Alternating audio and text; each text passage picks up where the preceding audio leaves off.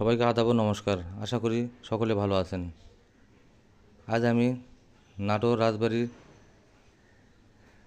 কিছু কথা আপনাদের সঙ্গে শেয়ার করব। নাটোর রাজবাড়ি বাংলাদেশের নাটোর সদর উপজেলায় অবস্থিত, যা নাটোর রাজবংশের একটি স্মৃতিচিহ্ন। জানা গেছে 1706 সালে রঘুনন্দের বড় ভাই রামজীবন নবাব কর্তৃক বাজেয়াপ্ত সম্পত্তি অর্জন করতে শুরু করেন। 1710 সালে রামজীবন রাজশাহী জমিদারি রাজা হিসাবে নাটোরের বসতি স্থাপন করেন এবং প্রাসাদ নির্মাণ করেন।